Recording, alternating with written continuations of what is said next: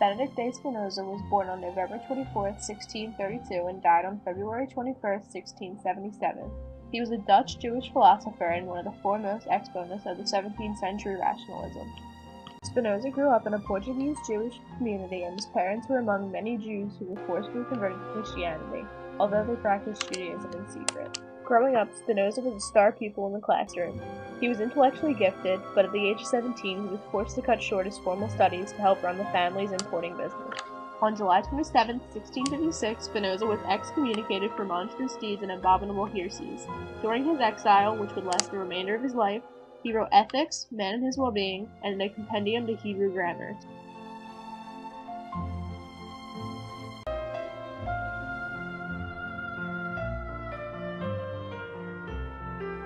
Spinoza thought about various subjects and had many unconventional beliefs. Being an independent thinker, he developed many radical views. He believed that God was equal to nature, and God was infinite and impersonal. And since God and nature are infinite, God or nature determine everything and are responsible for all events. Spinoza was a determinist.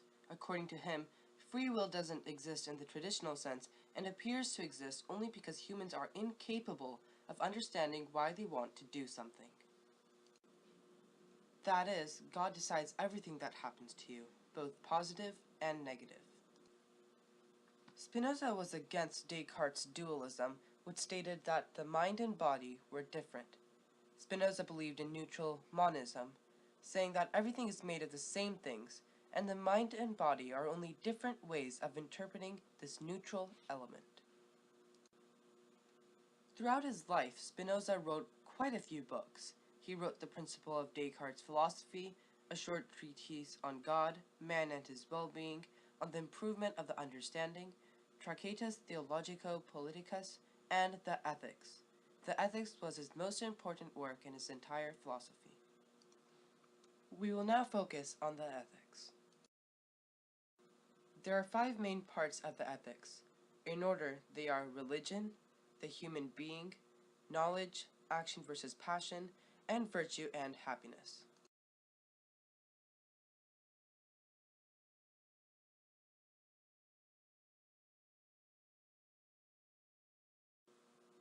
Spinoza stated that there is only one substance, God.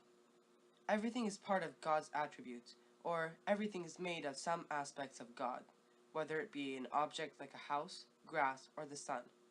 Therefore, God composes everything. Spinoza believed that the only way to discover God and attain peace of mind was not through blind worship, because he thought that would cause superstitious beliefs to form. Instead, he believed that one should use philosophy. Moreover, Spinoza stated that the highest good was the knowledge of God, who can solve all problems. Since there is only one substance, the mind and body are attributes and are just different ways of expressing the same thing. As a result, it does not even make sense to say that the mind and body interact. Hence, Descartes' mind-body problem does not even exist. Spinoza stated that people learn and act based on random experience, adequate ideas, or intuition. According to Spinoza, random experiences do not impart knowledge. That is, knowledge cannot come from simple day-to-day activities. On the other hand, adequate ideas or reasoning do constitute knowledge. One can gain knowledge by analyzing a scientific or natural phenomenon and trying to find out why it happens. Through intuition, Spinoza stated, humans can know everything in God's infinite essence, since humans are created by aspects of God. First, Spinoza states that either we are acting or we are being acted upon. Later, Spinoza says that in order to be the person who's acting, we must be free from all feelings and passions, so that the external objects in a relationship with them do not govern our actions. Since we all pursue happiness, we all dedicate our lives to finding it. As a result, we do not really have any free will. Spinoza states that the only virtue is the pursuit of knowledge, especially through pure reason. He says that the knowledge of God is the mind's greatest good and virtue. Spinoza's idea of happiness is slightly stoic. He thinks that people should be happy despite the circumstances. Much of Spinoza's philosophy still exists today. Many groups believe in his idea of God. Many monotheistic religions think that God is infinite, and deists believe that God is impersonal. Spinoza provided a counterexample to Descartes' dualism. He gave a rationalistic point of view on epistemology. He supported determinism, and he supported the idea that people should be somewhat like stone. During his lifetime, Spinoza was a controversial figure largely because his philosophies were not widely appreciated. His popularity increased in the 18th and 19th centuries when he influenced diverse people such as Coleridge and Hegel. His contributions of thought are still widely recognized today.